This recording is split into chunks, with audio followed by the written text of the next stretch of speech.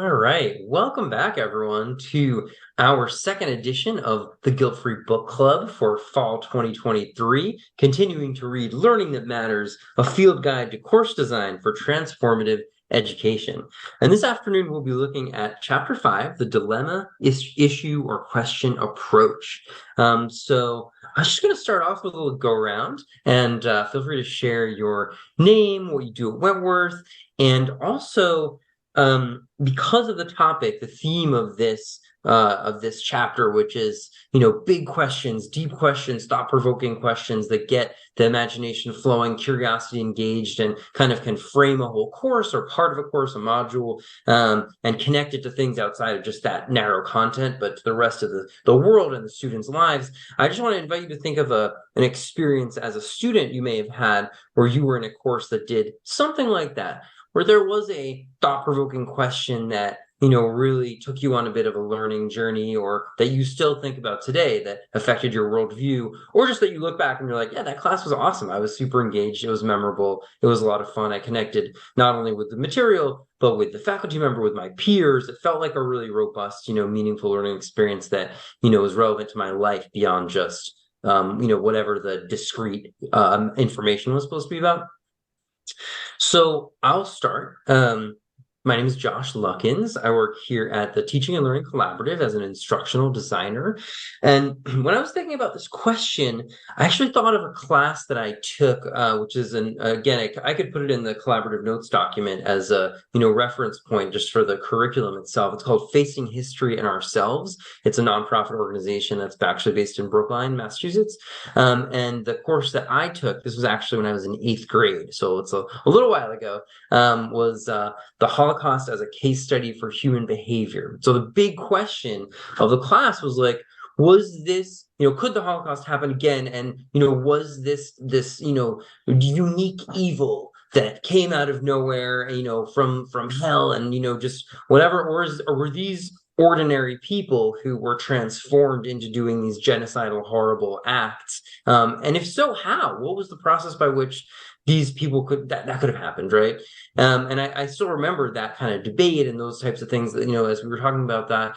And I remember specifically we read this part of this book called Ordinary Men, and it talked about there was this literally a fire brigade of firemen who a couple years ago were saving people's lives in fires, and a couple years later were deputized to do mass murder, and it was like, how did that happen? And we looked at all sorts of things. We looked at Milgram experiments, Stanford prison studies, sociology, psychology, all of these different disciplines. And that was another thing they talked about in the chapter, the interdisciplinary nature of inquiry you need to answer these questions. And it just has really shaped my worldview to this day. And it was such a meaningful learning experience and a rich learning experience. So just a cool example of a super course, and we'll kind of talk more about that framework later on, but that stuck with me. So welcome, John. Thanks so much for joining us. We're just going around and sharing our names, what we do at Wentworth, and a course that you took or have been a part of, maybe as a student or a teacher, where there was a big question, a deep question that everyone kind of wrestled with, that stuck with you. That course really resonates and kind of has impacted you. So I'll pass things over to maybe to Tess. Sure. So Tess Zakshevsky, Senior Director of the Teaching and Learning Collaborative at Wentworth. And when I started my doctoral program, we had at Teachers College in New York at Columbia, we had a residential 3-week beginning of our coursework. And one of the courses was called Life History. And so you had to write sort of from a life history perspective, your journey of learning as a learner. But as a field trip, we were grouped in small groups, and we were asked to take each other to a place in New York City that was a meaningful part of our life journey and what it meant to us. And so myself and the 2 other people that we were paired with, we brought each other to different places. So my colleague brought us to Harlem. Another colleague brought us to the Body Works. That was when that exhibit first came out. And I brought us to a place in uh, basically like the north end part of Soho that just had a lot of meaning to me in my journey going there with my family. But I think what really stuck with me was the connection that it formed, and it really brought out sort of the roots of who we were and what our connection is to the city, but how it was meaningful to us in our journey and what brought us, I think, to the program. So that life history perspective keeps ringing for me. Thank you. So I will invite Tom. Hi, I'm Tom Baccio. I'm the Associate Director of Academic Support, so I work on my tutoring programs here at Wentworth. Couldn't think of a good example of, I don't know, kind of like a running theme through a course. If I think of something, maybe can I chime in at the end? Sarah or John, you want to pop in, introduce yourselves? I can go, John, if you're still thinking. Go ahead. All right, so I'm Sarah. I'm also an instructional designer with Josh over at the Teaching and Learning Collaborative. And also, Josh, I just want to say I love that you brought up Facing History because I think it's such a great organization. I was previously at Wentworth a while back and I just returned, but when I was here before, we also had a professor, Joanne Tuck, who used to teach with that curriculum, and she would invite Holocaust survivors into her class. And it was so good. And yeah, I think they're an amazing group. So more props to them. For me, one experience that comes to mind is when I worked at Harvard, I took a class called The Sonic City, and it was run by a musicologist, and we explored the role that sound plays in environments. So we did both looking at just sound in our immediate environments. We would do things like go for a sound walk where we would be quiet and just walk around Harvard Square and then come back and reflect on what we heard and how different buildings or environments are affected by sound. And then we also looked at movements in history. For example, when apartheid was happening in South Africa, like what was happening in the music scene in that era. And we looked at things like jazz funerals in New Orleans. And it was just so rich, and it really made me appreciate not only just you think about sound like music, but also ambient sounds. And there was another thing we looked at. I think it was New York City in the 1920s. They had people complained about sound. It was before they had noise ordinances. And it's like, oh, my neighbor's dog is barking. And so they tried to track down as closely as possible, like, oh, maybe we found a movie where a dog was barking, or like what a marketplace would sound like. And so they were trying to match up those letters. And that was also a really fun primary source. So it was just such a rich experience. And we also got to record some of our own soundscapes. So I really got a lot out of that class. Super cool. I definitely could see how that would help you see the world through new lenses and just, experience life differently going forward, because things you would kind of take for granted or not pay attention to before the class, now you're like noticing all these details of the sonic elements of, our environs. So that's really, really cool. Yeah, John, welcome. How about you? I'm sorry, I stepped a little late. What was the question you're looking for? No worries. So yeah, we're just introducing ourselves, saying what we're up to here at Wentworth, and also some class that you've taken in the past, or maybe that you taught that had some kind of essential question, some big kind of question that people were wrestling with that really sparked your curiosity, or that you remember as like that was a really good learning experience. Like that class stuck with me, and why. Okay. Well, I've been an adjunct professor at Wentworth since 2018 in the construction management department area, and I teach a couple of courses in two particular seminars. Seminars. One in the fall and one in the summer. I'm trying to think about an experience that was more of something that came up that became more of a learning. I'm trying to understand the question, I guess. I mean, can you go through it one more time? Because Oh, absolutely, yeah. So this chapter of the book is called the dilemma, right. issue, or question approach. And what the authors propose is that if you kind of can design your course around a central question, a deep question, a question that provokes curiosity that doesn't have an easy answer, and that people throughout the course are kind of wrestling with it, grappling with it. It's a problem that society faces that's relevant to people's lives. And there's a dilemma there. People can debate it. People can take different sides.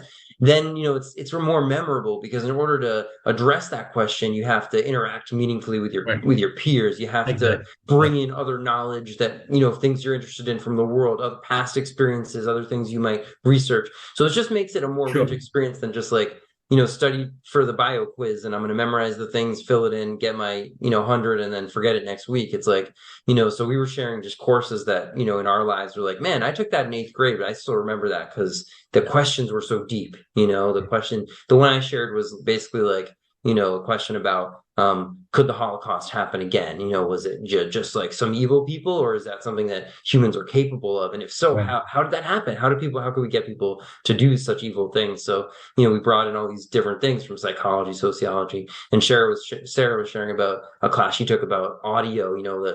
She experienced the city, the soundscapes of the city in a totally new way, and they were able to study them and make meaning out of them in new ways. So those are just a couple examples. Tess had a really cool example too. But yeah, what about you? What were you going to say? Yeah, no, I got it. Actually, in my field, construction, facility, real estate, there is always from every class a learning question. And I'll take it from a facility standpoint. As a facility manager, does their job on a day-to-day basis. Upkeep in the building, doing projects, but in addition to that, it has to be aligned with the business strategy of the company. And each company has a different strategy depending on what the industry may be. So some may come from the healthcare industry, some may come from the academic area, financial area.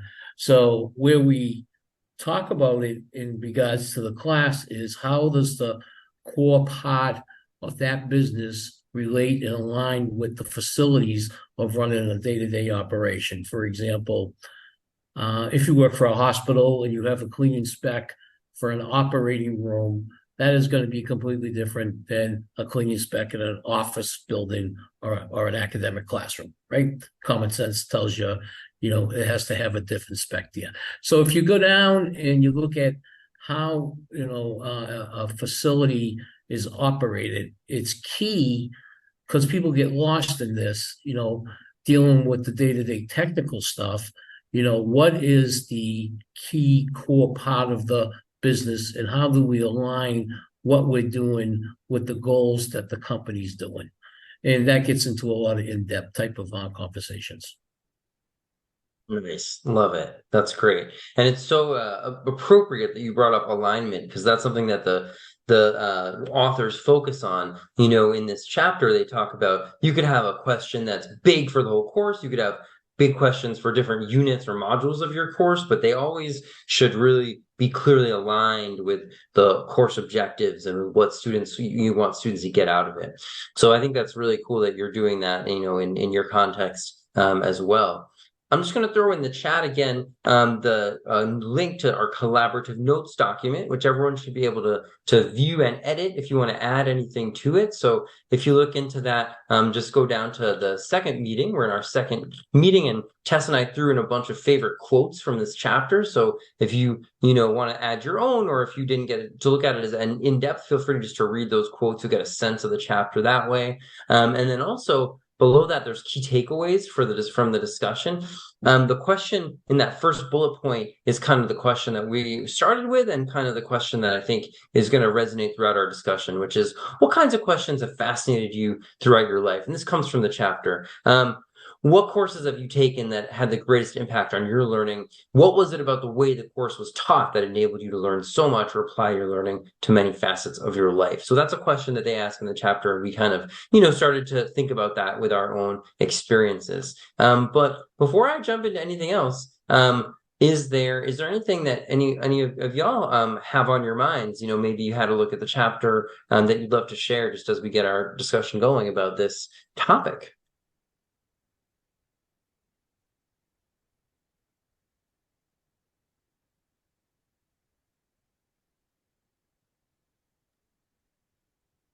I think for me, it really resonated with me And I thought, wow, I've kind of heard this message in a few different things that I read, and it's so persistent across like teaching and learning literature. So it reminded me of other books or other resources, and some experiences that I've had around, these sort of deep questions that really hook you in, to help you dive into the content. But it's something that, from your life that you can, really wrestle with based on your life experience. Just how powerful it is. I liked that somewhere in the middle, I have a quote from someone they said something like, I mean, were they like a public health person or something, or like epidemiology, and they mentioned like, they found calculus very dry, and then finally, like in their grad school, they got to like studying like, I don't know, how diseases or something spread, and it was like all calculus. They're like, oh my gosh, this is great, but I don't remember calculus anymore. Yeah. So it was like, if I had known this when I was taking calculus, it would have made calculus more interesting. And then I would probably remember it better now too. So I don't know. I think, I don't know, especially since like I teach math, like I don't know, if you're not, I don't know, if you just kind of default to like the norm, I don't know, instruction, like it can get pretty dry and feel like, I don't know, it's like, I don't know, kind of just like learning how to do interesting puzzles or something, but no connection to like the wider world. So it does speak to like, all right, like that stuff's there. You need to like, putting things like this out there kind of helps students see it even before they know how to do it, right? And it's kind of important that they know there's that they know there's a use for the tool. And that emotional spark and connection is so powerful from memory. Yeah. I'll show you a quote that's in that vein. So one of the authors says, I didn't know what I could do with the derivative, but I did fully learn how to solve all of the appropriate problems. So they were a good student. They could figure it out, but then by the time, the next semester they already forgot because they just did it for the grade. But a professor they worked with revised their calculus course, so the mathematics applied to social and ethical issues, finally providing a reason to know something about derivatives.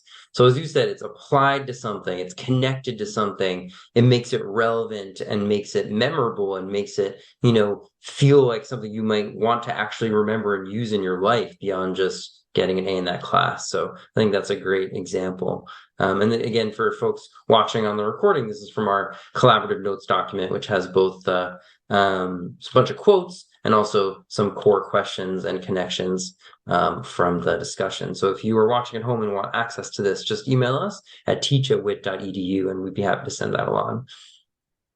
What else? Sarah or John, did you have any thoughts about this topic right offhand, at the beginning? Yeah, I'll jump in. I think the idea of the subject matter and creating what the course goals were was something that need a little bit more. I need a little more focus on when I'm doing my classes. And I thought the area of where they talked about practice as they do their testing and they practice in their homework. It's important what feedback comes in to play into this, so that kind of strengthens their learning module. That's what I kind of got out of that chapter. Yeah, the power of feedback, right? It's so important, and that makes learning such a two-way street when you get to, as we learned in the book that I think Tess we're going to probably reference, super courses, to try, get feedback, try again in a low stakes environment. So you're not stressed out about, I'm going to get a bad grade, but you have a chance to reiterate and learn more deeply. And that's how people learn inherently, whether it's learning to walk, learning to swim, or learning to do calculus, little by little, getting better as you go. So that's fantastic. Is there anything you wanted to add? Actually, no, because I just realized since we're guilt-free, I was reading ahead to chapter 6. So I have a lot of thoughts for next month. Amazing. Great. Well, we'll look forward to that. Feel free to look at the quotes in the collaborative notes document. You'll get Yeah. like highlights of the chapter Awesome. there. I'm downloading it now. Yeah. So that's the story of that. Yeah, so I wanted to love to go into some of this. So the first book that we read kind of as a TLC group was this book, Super Courses by Ken Bain. And he talks gives case examples of courses that do this type of thing essentially. And there's so many ways to name best practices, but these clearly dovetail. And those courses were interdisciplinary, had these deep wicked problems. There's also this idea of wicked questions, of vexing questions that there's no easy solution to, but require a lot of human collaboration, disciplinary expertise. They give the example of climate change as one of those. But yeah, there's just so many connections between that book and this, I think. But how about you, Tess? I know you were alluding to that as well. I felt the same way. I found myself just, grabbing the book and leafing through this because when I read it a while ago, it was just so impactful for me. And I think it's how we use these kinds of questions, the deeper questions. There's no easy answer. You sort of start the students out at the beginning of the class and wrap your class around the question, and they're learning the content as they go. And some of it in like this really self-directed way, like, oh, okay, so what do I need to solve this? Oh, I bet you this, content chunk. And then they're attaching the content to solving this, difficult problem. And one of the things that I think really was meaningful for me is that a lot of times you see these kinds of problems connected to higher level courses in a curriculum. And what they're really advocating, and I found it in this book as well, is all levels of students should experience these kinds of questions in their courses, not just, at the later part of a curriculum when you feel like students are grounded in the content. Like you can do this when students are just being introduced. I really liked the examples they shared from some of those intro level science class, where normally it might just be like, all right, we got to get you grounded in the material. So we're going to go through the modules. You're going to memorize mitosis, meiosis, whatever, and do the quiz. But then, 300 level bio, we're going to do some cool project with ethics and whatever. And it's like, why not start with the cool project that involves what students already know and care about, issues in the world, pandemics, whatever it might be. And then, as you go through the content, be like, how does mitosis affect that? Like it's foundational. So then as a student, I'm leaning in a lot more because I want to know. Now I care. Now it's connected to something that I already care about and know something about, as opposed to just this disconnected concept. And that goes back to their kind of the beginning of the book we talked about last time, is as they start the chapter, they say, we believe in constructivism because that's how decades of research shows that how humans learn is by building on what they already know, making connections between what they already know and new information. So if we're able to provide that type of relevancy and those types of connections at the beginning in using these big deep questions and the interdisciplinary nature of them, student learning is just going to be a lot more effective. So other thoughts about this this idea of how it connects with other best practices you might have heard of in your travels in terms of teaching and learning? So appreciate the reference to the Essential Questions book, because we talked about that in the new faculty orientation this year. And I appreciate that book too. And I think it's a great complement for ideas, for questions, for your discipline. And I really appreciated learning about those. Definitely, yeah. Yeah, so essential questions and enduring understandings, that comes from a curriculum design framework called Understanding by Design, or Backward Design. I know, Tess, you put a resource in additional resources in the Google Doc. So do you want to tell us a little bit about that?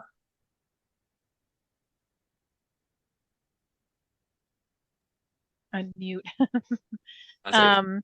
Yeah, so this was the first thing I thought of, I think. And Wiggins and McTighe, who are the authors of this, um, they have, created this backwards design process that really is so foundational in course design. And it's that alignment that Josh, you and John were talking about, that also came out in this chapter. And how do your learning outcomes align with your assessments and your instructional activities, your content, and how do you just line it all up and string it all together?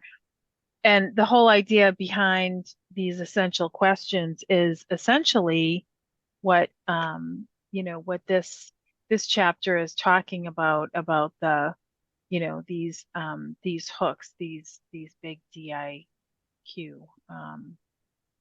So for me, when I saw that, I thought, oh, it's this big dilemma, it's this big issue. What do I center my course around? That's the whole premise of these essential questions. This is really, I think, well done, this book, and it shows like some of that alignment. We have some copies of this, so if it's something that you want to borrow and look at, we have them in our bookcase, and that is also true of Ken Bain super courses. So feel free to pop by. You also mentioned the word hook, which I really like, and it's a way that I like to think about the first step in Gagne's 9 events of instruction, of how do you engage learners' curiosity and intrinsic motivation to want to lean in and pay attention in class and go deeper and take this material, make it relevant to them. I think that the authors are kind of it's kind of a theme that runs throughout the whole chapter, is like, if your questions, essential questions, or DIQ questions, is how they say it, are relevant to students' lives, and maybe you have the students work on coming up with them themselves, doing some research and developing themselves, then they're just going to be a lot more hooked in and interested in what's going on. So that was another connection I saw. Anything else? Any other connections to other that kind of best practices, or just teaching and learning frameworks that you're aware of with this chapter and this dilemma, issue, or question approach?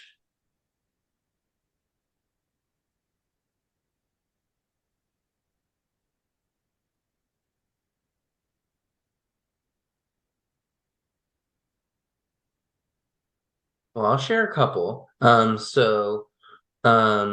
is PBL has 2 different acronyms for different things, but they're pretty similar: project-based learning and problem-based learning.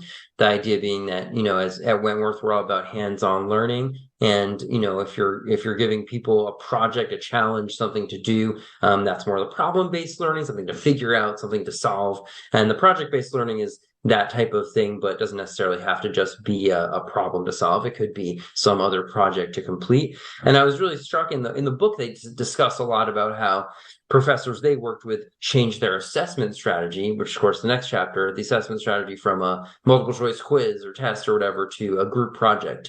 And in that group project, students used a lot more higher order thinking skills. Students went a lot deeper. Students went a lot wider. Students, learned a lot more that's going to last beyond just the quiz that they, cram for. So those are a couple of teaching and learning frameworks. I already mentioned Gagne, Robert Gagne's 9 events of instruction, that first step. We talked about the central questions and enduring understandings, but another thing they talk about a lot is transparency. And there's this question that comes up in the book of like, you might have students who are acculturated to essentially more passive role for learners. And when they're used to a more passive role, all of a sudden you're asking them to take on a lot more responsibility for their own learning and make it meaningful for themselves. And they're like, whoa, I thought your job was to teach me and I just sit here and, take notes and you tell me how to get an A.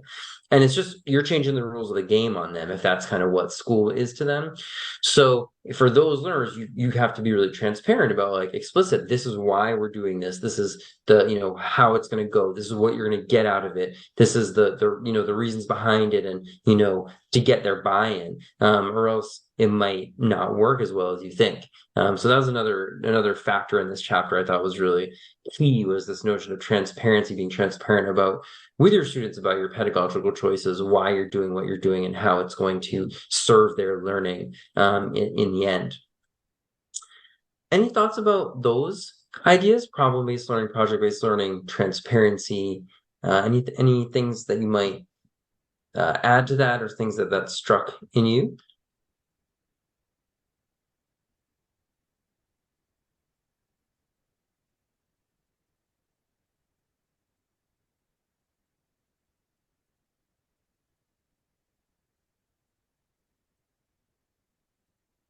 Well, I'm happy to talk some more. So another thing that, another practice that this ties into is case studies and role plays. So if you have a big question, a big issue, you might have a bunch of cases about it. As John was saying, like, oh, you're facilities manager. Well, here's a real life story. What would you do to address that? So that takes in the idea of a problem-based approach, or a question-based approach that's a little bit more connected to a module rather than the whole course. And there's a bunch of really cool resources here for case studies and role plays in different disciplines. So facing history in ourselves is obviously kind of like more history, sociology, all that. Right, the reacting to the past curriculum is incredible. And that's more about history, but that involves all these really robust and complex role plays, case studies. Obviously, you've probably heard of like Model UN or like model diplomacy. That type of thing is within that kind of framework of that model. This National Center for Case Study Teaching in Science is an incredible resource of case studies for all sorts of science disciplines. And actually, what's really cool about it is you can actually submit your own. So you could develop them with your students, submit your own case, and have that count as a publication, and also obviously use their resources for free. And then grand challenges for engineering is another resource they mention in the chapter, which is pretty cool. And it's for engineering education to discuss some of the big issues that engineers might face through very real world examples, and give students that experience going through the process of like, how did these engineers like even confront the problem, and what did they do? What was the next step? What was the whole process? And then, you could give your students the question of, okay, here's a new scenario. Given what you learned in that from their experience in the case, how might you approach this? And we can talk more about the Right Question Institute in a sec, but before we do, any thoughts about case studies, using cases, using role plays, using this type of engagement in classes?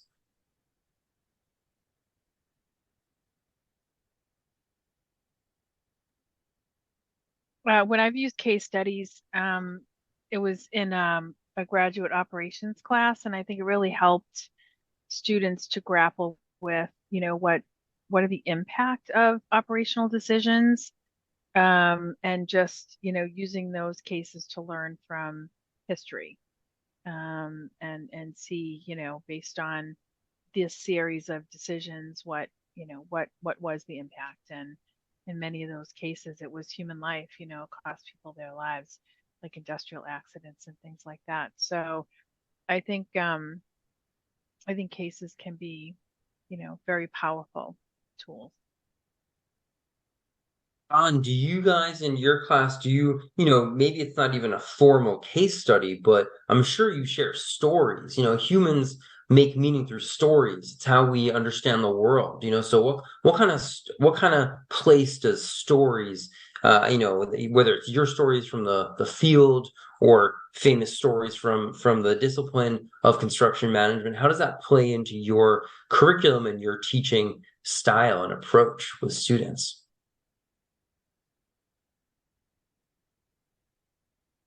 And John, feel free to jump in if you have a thought about that at any point. How about math? Tom, what do you think? Is there any sort of ways in which, stories, narrative could be tied into mathematics education? Yeah, I think so. I mean, I think I think it was pretty cool seeing some of those resources on just like, resources of people who already put together of just kind of like different case studies. I think that'd be pretty cool to look through. It takes a little thought to think of something that would be well posed, especially for like different levels. But I think definitely I think it's more interesting when you put it to a story. So like I was reading this like that's something I try to do, and I feel like it's probably the closest thing I do.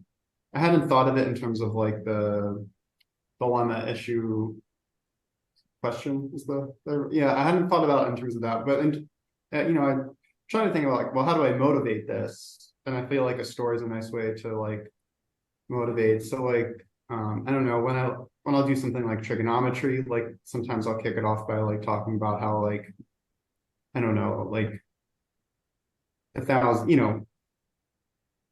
years ago, people were pretty accurately able to calculate like the circumference of the world using just some like geometry tricks. And I feel like it's kind of a neat, it's a neat story. It's like, kind of clever, and it's a calculation you can do with, a high school education, a high school math level education, or, early college math level education, if like someone kind of walks you through it. But I think it kind of sets it up as like, I don't know, it's cool. Like one, it shows like this kind of grand scale application, and two, it kind of speaks to like people have been doing this for a long time, and clearly they've been doing it because it's useful. So yeah, I think story can go a long way, especially for things that are more like have a reputation maybe for being dry or like hard science, or it's like I think you kind of forget about maybe like the social or historical aspects of some of those things. Absolutely. Yeah. And I love that because all these problems, so famous theorems, famous equations, somebody invented that at some point who is just a human being like you and me. So if you could give the students a way to connect with that and not just have it be like another thing that they have to memorize, but like, oh yeah, like here's why they had to come up with that. Here's what happened. And then maybe you give them a problem they could handle and have them solve the circumference of the Earth issue. And they're like, wow, like we figured this out too. Like what other equations could we invent or, come to on our own? Because as constructivism shows, anytime we're able to come to it on our own, it sticks so much more deeply in the brain than if it's just, handed to us. So John, yeah, how do you like to use stories in the classroom, whether it's a case study, kind of like a example from the field of construction management, or a personal story from your experience in the field? How do you bring that into your teaching with students? Well, the courses, the courses are driven with stories every class. So typically they have reading assignments through the book or through other handouts with the theory, concepts, and principles of that subject matter for the evening. And then what part of what I do to orchestrate is I now have to bring it to reality. So those learning concepts are embedded into reality on how they do their day-to-day job, and those principles are put into their job. So stories become a major part of the classroom. I'll give an example. Let's talk about life cycle. Life cycle is any piece of equipment. Let's say the air conditioning that you guys have, or the heat that's coming into the building right now. There's a unit that's bringing, and it's controlled by the controls with your maintenance crew, right? So that's all practical, and there's preventative maintenance to make sure that's upkeep, just like when you have a car, you go get your car oiled and greased every 3,000 miles, and it's manufacturally, if you do that, your car's going to last a little bit longer. Well, that's kind of the same principle with major infrastructure, either electrical equipment or HVAC equipment. So from a theory perspective, there's what they call life cycle. So life cycle is basically like how it was designed, that HVAC unit, I'll take one example, an air handler was designed to last 15 years.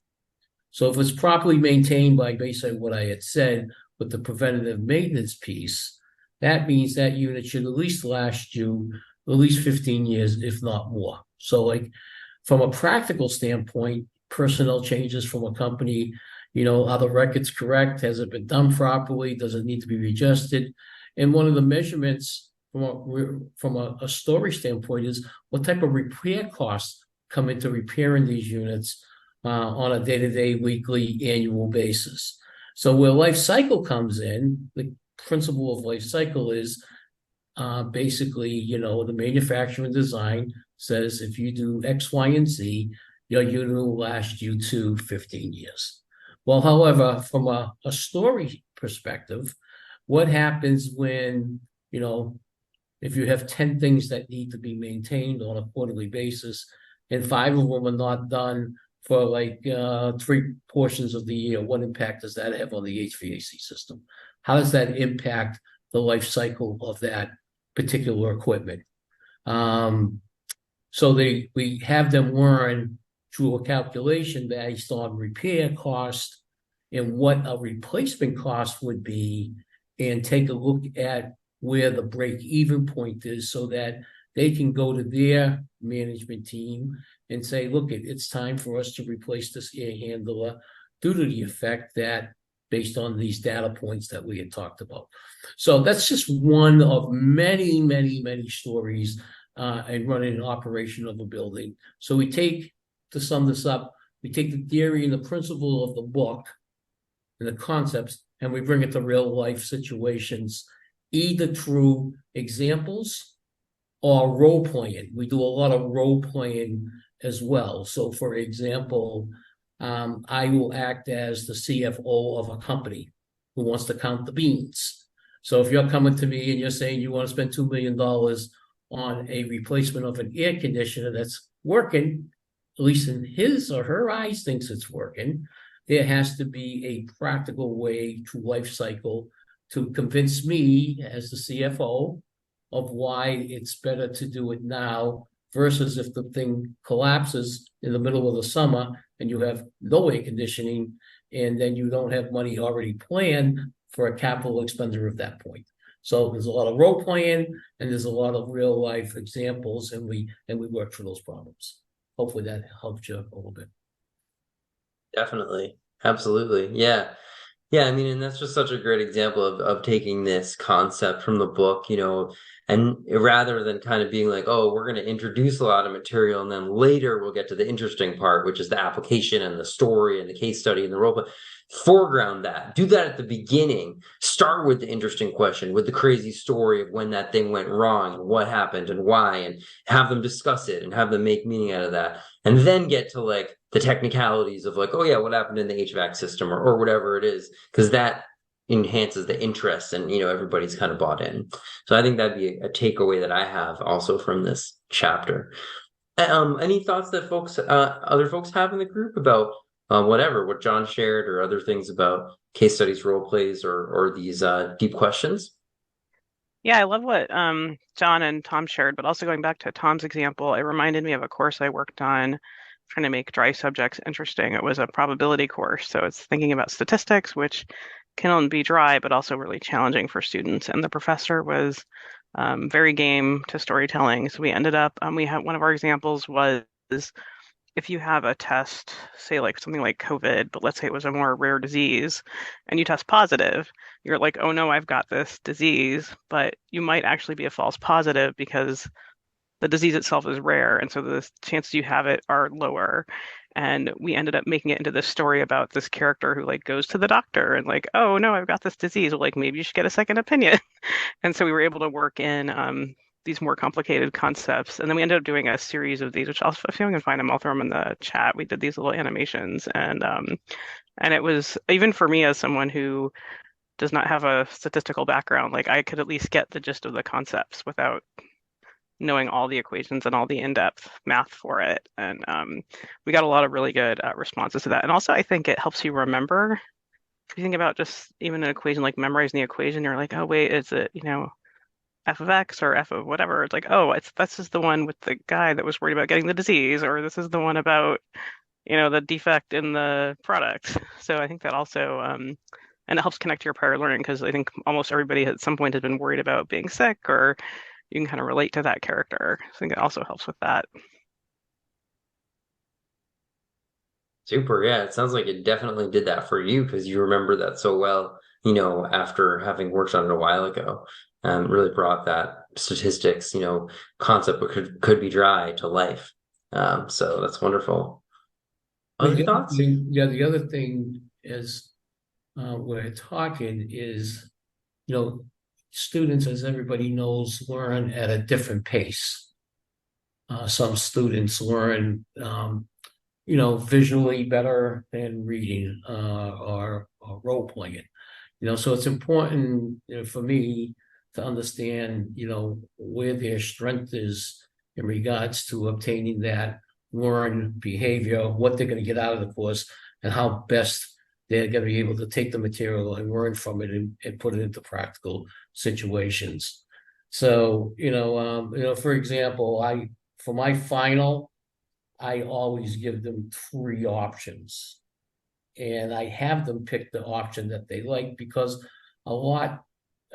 some are good with multiple choice or true and false, which are either right or wrong. Or some people like to do an essay, a defined question, and there's a little bit of gray area if they don't catch everything that needs to get done. And then the last part is kind of writing a paper and telling a story about what I'm asking them to do. So they get to pick one of those 3, and it plays to whatever their strength is in regards to feeding back the information to me on what they had learned. I think it's important that because not all students, what I've learned through the years, learn the same way. They all have different ways of learning, so I find that to be helpful in my classes. Yeah, that's fantastic. And, that ties in obviously to universal design for learning, multiple means of representation, engagement, action, and expression. And on that whole idea of give them multiple options to show what they know. And if you have really clear learning objectives, you'll be able to determine, they've met that learning objective through this way, that way, or the other way, and it all is valid because it all ties into aligned with the same learning objective. So I think that's really, really wonderful reflection, John. Tess, you were going to add something before. Yeah, I really love the examples because I love application and application learning, and I think that's where the stories, the examples, and the different ways to bring them to life. One of the questions that I appreciated from it was, kind of how do you bring this to life and in your class, how do you make it happen? Was to ask students what topics they're most interested in, but also what they think your discipline, what about your discipline is exciting and relevant. And one of the things that I try to do in the classes that I teach is have the students add, where do they see application of this in the world? Just to help them to connect to, either if they're adult learners, work experience that they have, or if they're more traditional age students, just life experience that they have. So I think it's just that, connecting it to experience and something that they're passionate about. Definitely.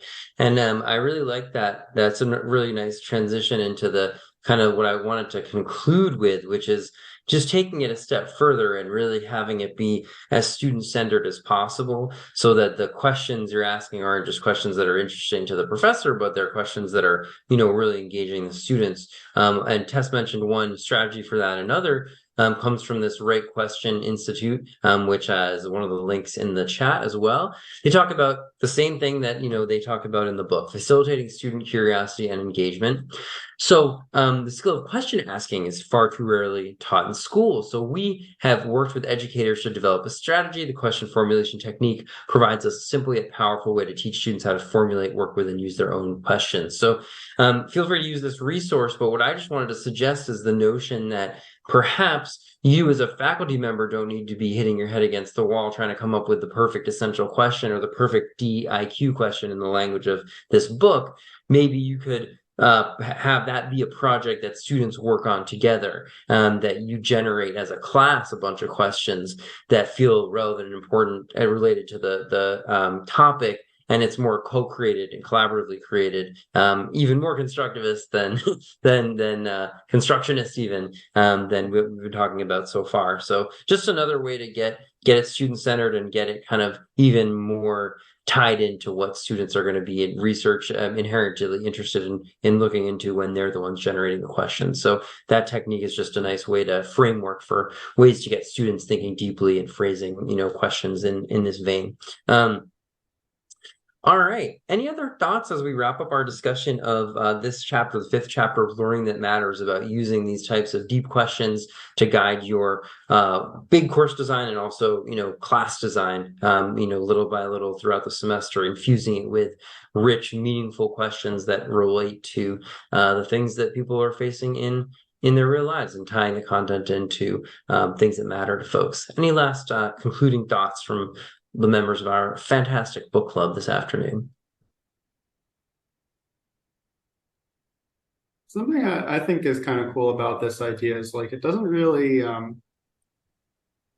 take much time, at least like instructional time. Like it maybe some like planning time, but like it's something that you can kind of integrate into maybe even just like pre-existing lesson plan, but beyond kind of you don't need to do much more to impose it to students. I think that's kind of nice where like sometimes you feel like, oh, if I add this, I have to take this away, or I don't know. It's like it's nice when it can just be like layered on top and just kind of enhance and amplify and enrich what's already there without really like you don't have to worry about it like displacing something so much. So I don't know. I was reading it, was like, oh yeah, this is like, it's just I don't know, like time is such like a precious research, I think. So it's nice when you can do things that don't take that much. Totally. Like it's an easy value add, and also it's not like necessarily like maybe it's just reversing the order. Like instead of doing the kind of like boring stuff first, like lead with the cool thing the project you do at the end. And then from there, people want to engage in the boring stuff because they want to know how it works, what's going on. So that's awesome. Yeah. Anyone else have any concluding thoughts they want to offer? Yeah, I love that you said that because it reminded me there was a while back I took an online MOOC for programming, and way back when I first taught myself programming, it's the standard, you learn hello world, you learn how to print words on a screen, and it's more inductive, but the way they taught it was deductive. So it was a programming course for people without a programming background, and it was for working with multimedia. And so they start you in like, here's the app that's partially finished, go in and play with it. And I think that makes it more engaging when you can involve students right away.